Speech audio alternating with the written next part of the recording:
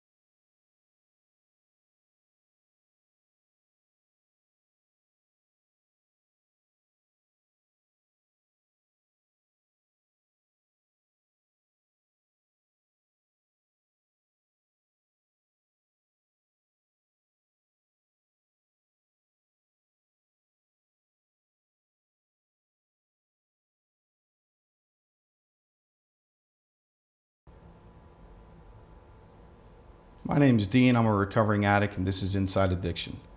My guest today is Bill DeJoy, Clinical Director of Conifer Park. Bill, welcome to the show. Thanks, Dean. I appreciate you having me. 23 million Americans suffering with addiction. That's a pretty significant number. On a conservative level, there's at least 3 people that either love or are affected and impacted by each one of those addicts. So add on 75 million people, we're talking a minimum of 100 million Americans that suffer with addiction or are directly impacted by it. Conifer Park has been treating and helping those families from adolescents to adults for the past 25 years. Approximate estimate, hundreds of thousands of people Conifer has assisted. It's got to be. We admit about 3,500 people per year. So with that, if you take your 3 people that it touches, you're looking at pretty close to anywhere from 12 to 15,000 people a year. Wow, that's awesome. I want to talk about first some of the reasons people go to treatment, some of the reasons people don't go to treatment, some of the symptoms and signs of addiction, and then the treatment options, which I've seen, Conifer Park I view as kind of a one-stop shop for treatment, from the newest program that you have, the ambulatory detox, right, straight through rehab, detox if necessary, outpatient, and even an alumni. So let's first talk about some of the symptoms and signs that someone may be able to identify within themselves or perhaps recognize in a loved one that, hey, there might be a problem. What are some of the signs and symptoms that you've seen throughout Conifer Park and throughout the population of people that are addicted? Right. It's kind of a tough question, because I see in the inpatient facility the end, really, of the most severe and significant symptoms, but it's so much more minute and can be so much more subtle than what we see. So if you're talking about a problem at home, it might be you see someone's temperament change. They were peaceful, they were calm before. Now all of a sudden they go into anger and rage out of nowhere. You see problems with school, problems with work, maybe not showing up for work anymore or being late. You hear things like excuses being made for why they're not around, just being absent from family functions, new friends, places that they would go now that they wouldn't go before. You see just attitude changes, you see behavioral changes in them, and not for the better.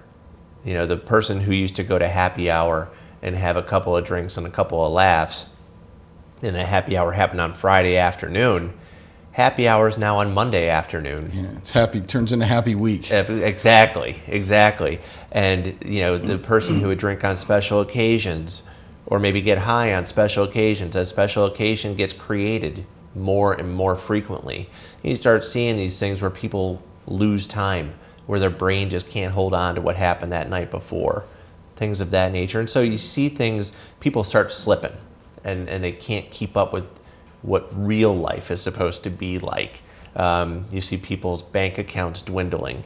You see car accidents. You see maybe problems with the police, things like a DUI, things of that nature. When we start seeing folks at Conifer Park in the inpatient, now those folks might all go to our outpatient clinics, and start to see a counselor there and work on their issues that they have. The folks that we see tend to have repercussions in their family. Maybe they have a significant other that says you can't come home until you go to treatment. Maybe it's the police or a judge saying you need to go to treatment, otherwise you're going to have this consequence. Right. So for our kids, I often say they're mom dated. So mom is telling them they have to go to treatment. But people don't generally wake up on a Tuesday morning and say, it's a great day for treatment. It's a great day to go to Conifer Park. Park. You just don't see it. And so what you get are people who respond to something emotional in their life, something big in their life. And it could be, Child Protective Services getting involved. It could be truancy at school. It could be any number of things where somebody else has gotten involved and there's a critical situation, a crisis situation. And so people respond to that. And so they come in and they seek help, hopefully. Now, actually, Conifer Park's website, I noticed the other day, actually has an online screening tool. I was checking it out on my iPhone. So tell me a little bit about that, because, how does someone navigate, especially with a loved one, without getting into that, that confrontational, intervention and overreacting, and actually shutting the whole system down and making people, closing that line of communication? Because I've always thought, like, sometimes you got one shot at getting somebody help. Right. And unfortunately, the media has created almost this glamorous picture of getting someone into treatment. And there's no glamour to it. Yeah. It's not a pretty picture. You've seen it in your life and with people you've helped. That little screening tool on our website is a really awesome thing. It'll take you, about 5 minutes? Is that about what it took you? Didn't take me long. Yeah. You learn a little more about yourself than you probably want to know. But how many questions is it? And what are some of the questions that people can, what I love about it is people can take that screening tool in the privacy of their own home. Right. I took it. And, I took it just as a guy who goes to work every day. Fortunately, I'm good. I'm okay.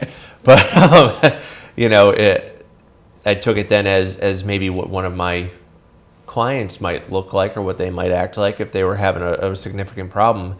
And it was very real and very honest that, it doesn't say you need to go get help, but it says you might want to talk to someone. Mm-hmm. And that's the beauty of the screening tool, because it doesn't dictate the level of treatment that you need. Yeah. But it does inform you enough to say, yeah, you might have a problem. You need to... There's some indicators here. Yeah, you need to talk to someone. So it goes into things like school performance or work performance. It goes into relationship issues. It goes into, you took it. What'd you find? I'm glad that I took it when I took it. If I had taken it July 6th of 2007, the day before I got sober, I definitely would have. It would have been a no-brainer. Yeah. And actually, I wished, often I see things that I, even as an adult now, it's like, wow, I wish that was around when I was younger. Right.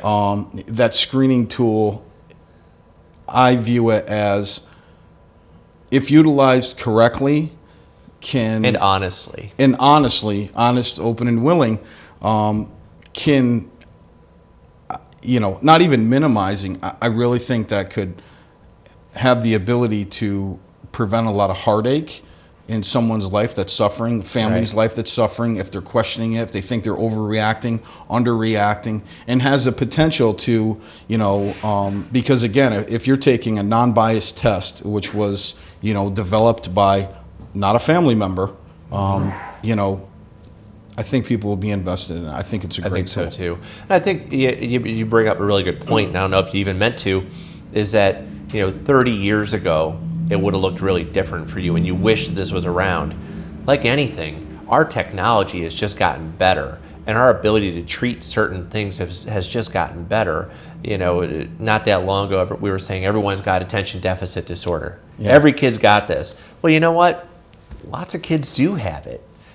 But we're better at recognizing it now, and we're better at the treatment of it now.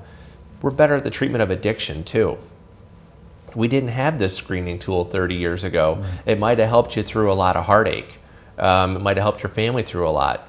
This tool is available now, fortunately, to maybe stop future generations from having to go through things. So somebody takes that online tool that's available at coniferpark.com or identifies some of the signs and symptoms that we've talked about, whether they be work, or whether they be missing school, truancy, whether it's your girlfriend's throwing your stuff out on the lawn. With all that in mind, what are some of the reasons why, 25 million Americans suffer with addiction, yet how many such the low percentage of people that actually seek and receive treatment?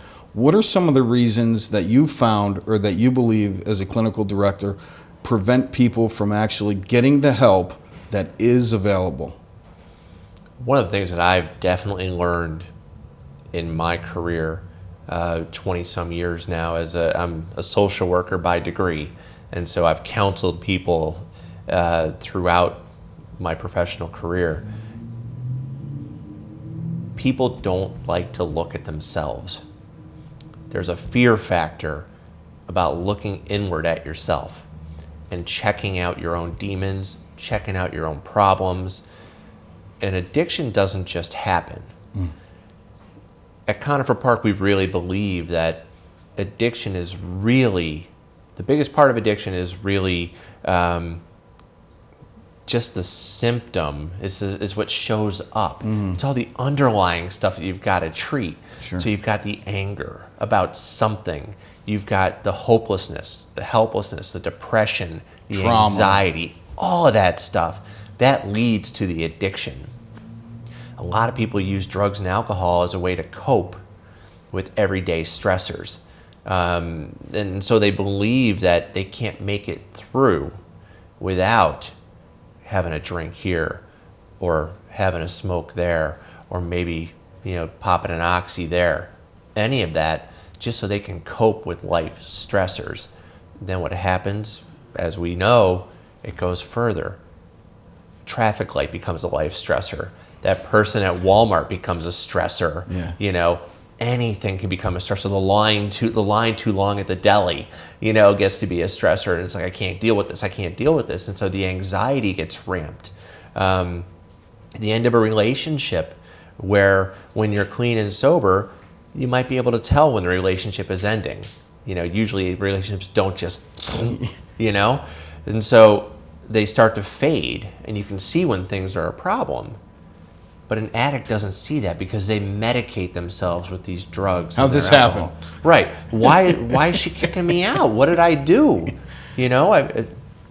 So where once upon a time they were using for fun maybe, and then it became coping, and then it became all-consuming. And that's quick. Yeah. But there's a gradient to this and a progression to this, and it takes time to get there. So people use really to cover up a lot of stuff that's going on in their heads. So if they stop using, how are they going to deal with that? So there's a reason not to go to treatment for many people. Right. I know my experience has shown me a lot of people too don't understand all the options that are available. Right. Because there's no cookie cutter approach to addiction. There's no cookie cutter approach to recovery.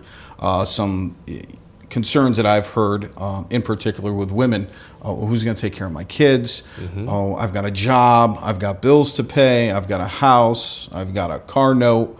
But Conifer Park, again, really offers a lot of different options, and it's not a cookie cutter approach. It's not you're an alcoholic, you drink, so you're going to go to rehab. You're a heroin addict, so you're going to go to detox.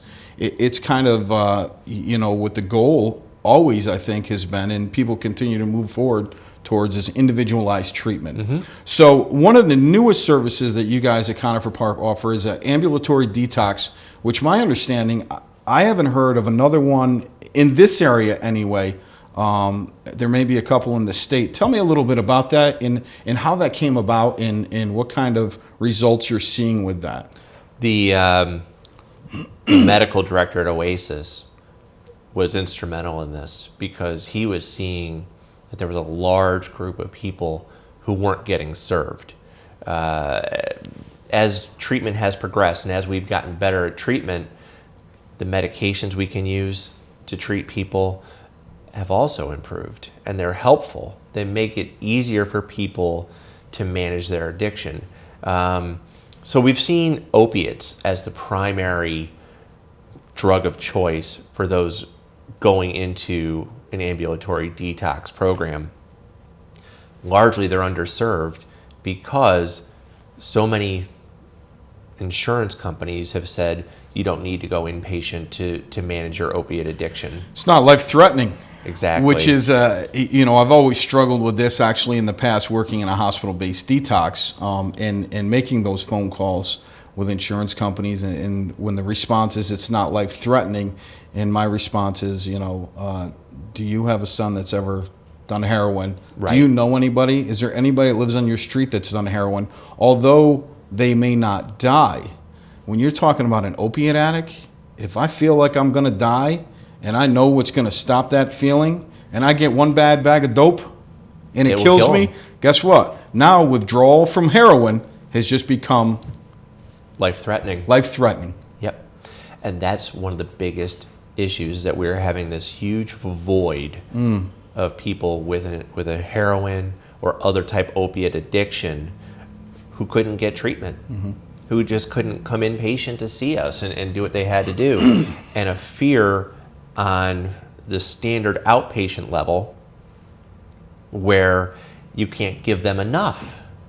So we developed a program with the assistance of Oasis where we have this ambulatory detox program where folks can come to our facility into one of our outbuildings. We have several buildings on our grounds. And people can come to this building and meet with a doctor, meet with a nurse, meet with a counselor, attend groups.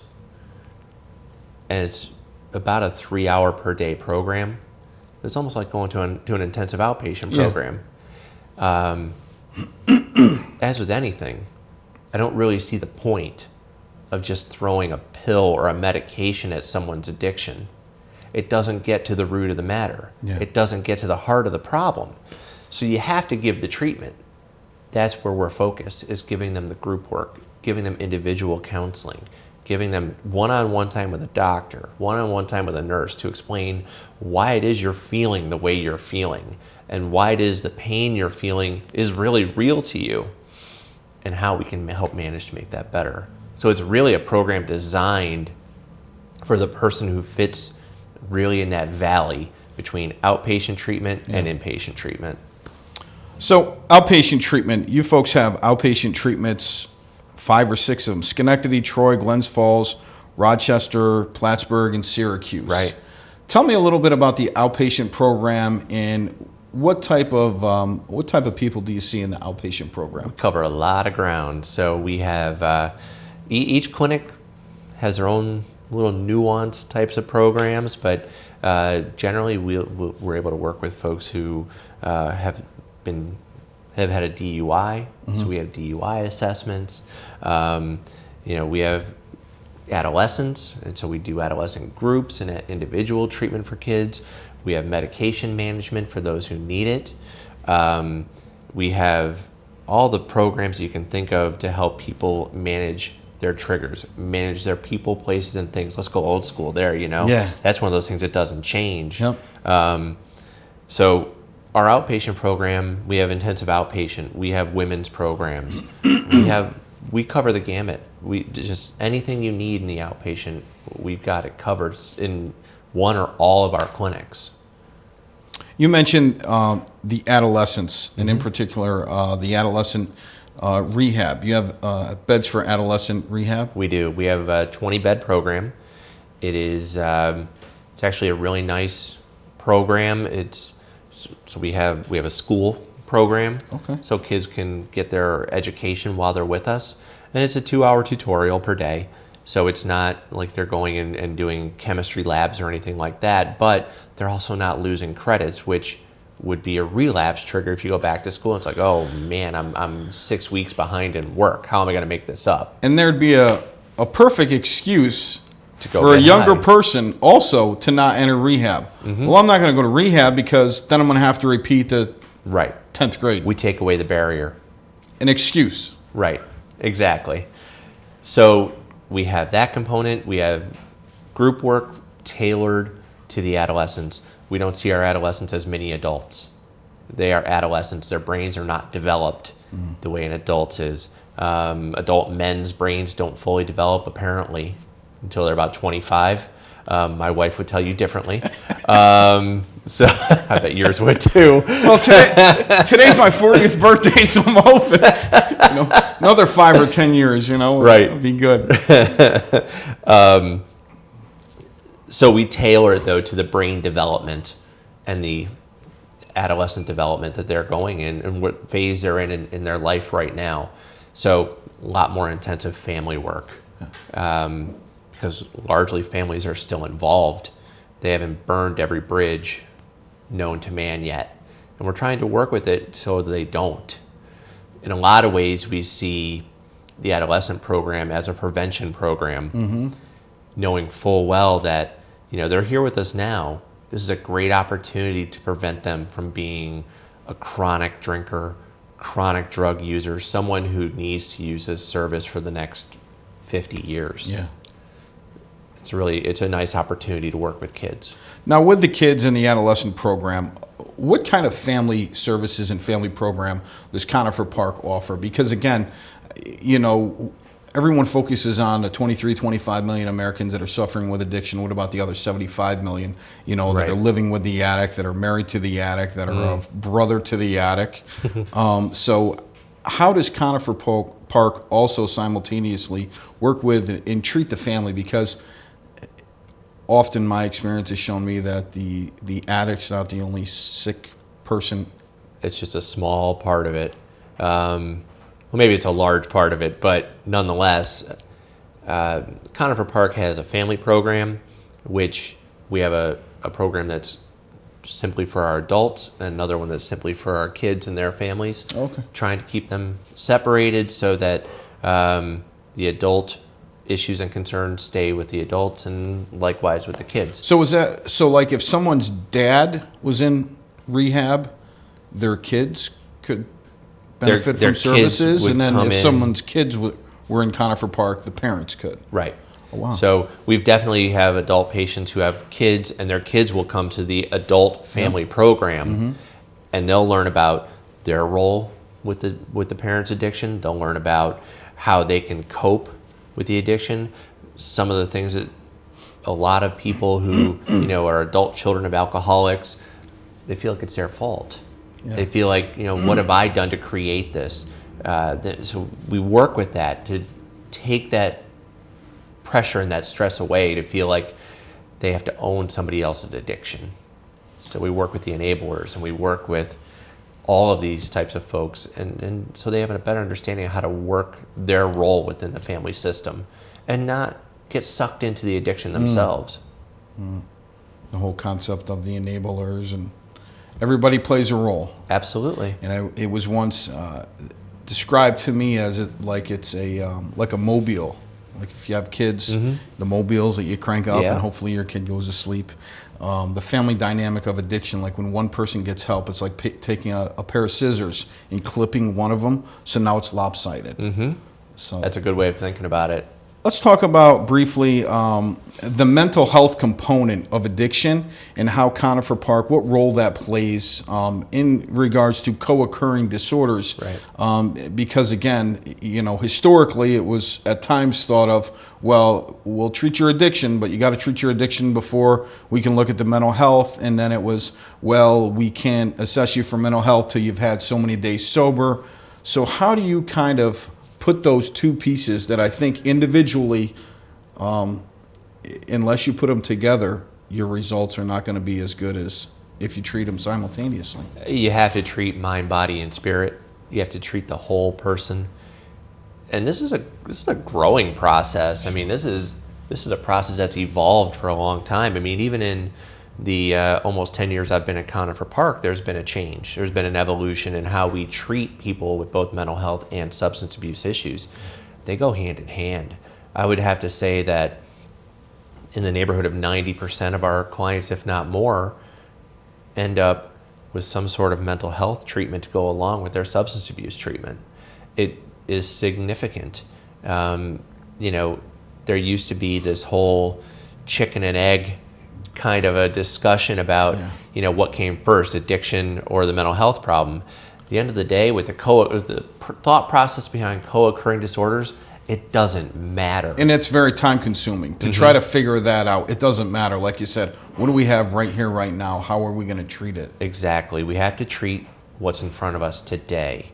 And if you're able to go backwards and get to that stuff that happened in early childhood, or you're able to work forward so they can plan better for the future, that's fantastic. But right now, what's in front of you is what you have. And so if you have co-occurring disorders, mental health, and substance abuse, you got to treat the whole person for that. Conifer Park does admissions 24 hours a day, 365 days a year. Yes, sir. That's just great. It doesn't mean we see an admission at 2 in the morning on a Tuesday, but it's available. We absolutely, our doors are open. We're working 24/7, so if someone needs us, we'll be there. Yeah. We actually have a clip that we're going to show now of an actual Conifer Park graduate, and he's going to share his experience and how his life has changed as a direct result of going through one of Conifer Park's programs. Great. Next thing I know is I just started thinking, what happened last night? What did I do? I had to go to work that day. I know there was a lot of celebrating because I know a lot of people won money at that party that I was at, and I just said enough was enough, and I was tired of being tired. I was so tired of waking up on the floor, so tired of not knowing what happened the night before. My body was worn out. I was just tired. So I decided that day when I went in that if I was asked to give a drug test, that I would turn myself in.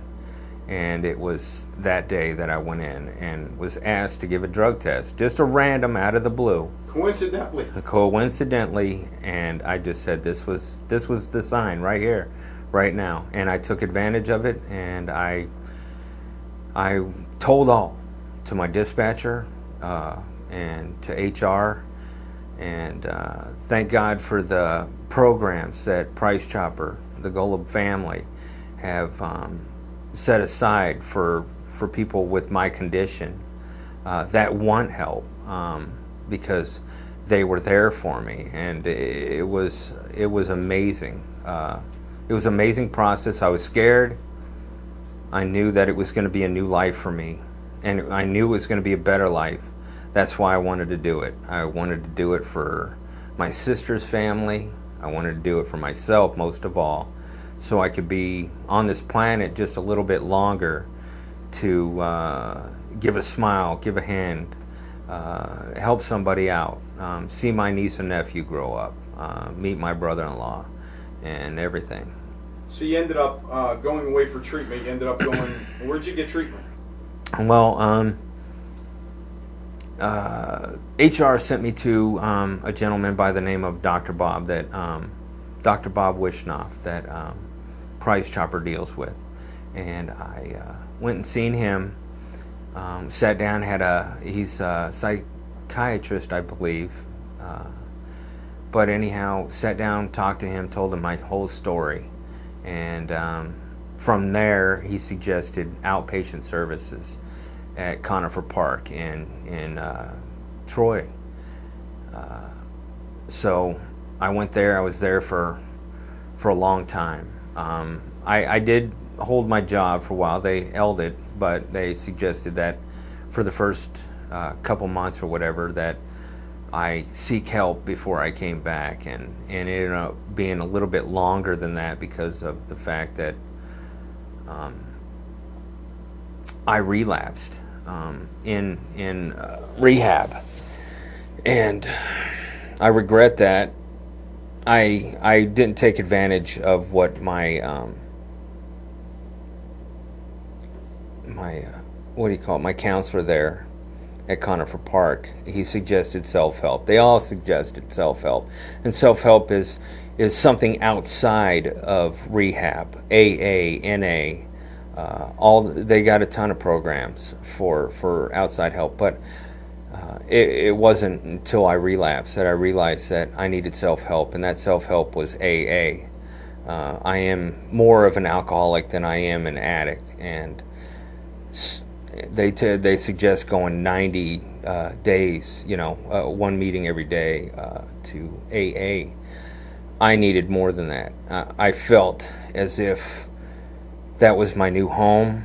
I loved it, and that's where I wanted to be. And I went to probably about 120 to 200 meetings in 90 days because I had nothing else to do but to get sober and get better for myself.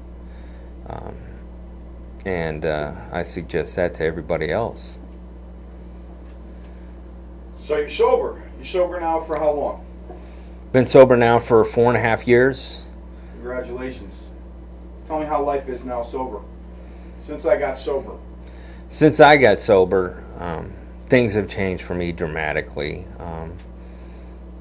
I haven't had to start over anymore, which I did many times while drinking. I've lost everything many times while drinking and doing drugs. This time I know it's only material things, but I got tired of losing everything and then starting all over again. Today I'm thankful. I'm in pretty good health. My liver's back to normal. They did tell me at one time my liver was in jeopardy, real bad, and they said that I had a 50-50 shot of my liver going back to its normal state, which it is now, and I got a great job. I've been with the company now for a little over 9 years with Price Chopper. Been driving truck.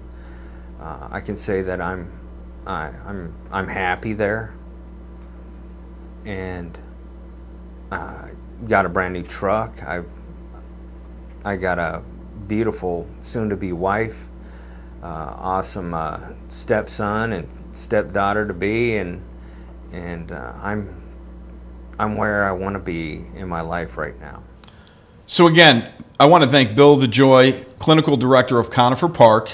Bill, in the last few moments, the last word, if someone's watching and thinks they may have a problem or know someone that may have a problem, what advice would you give to them? Reach out. Absolutely reach out. Talk to someone. I don't care if you're talking to your family, someone you love. Reach out. Talk to someone. Our phone number is 1-800-989-6446. You can ask to speak to one of our admissions folks. We'd be happy to help. You can go online to www.coniferpark.com. You can do our test, our little screening tool, figure out what you got going on. There's a link on there, and we'll have someone call you back. Reach out. We'll be happy to help you.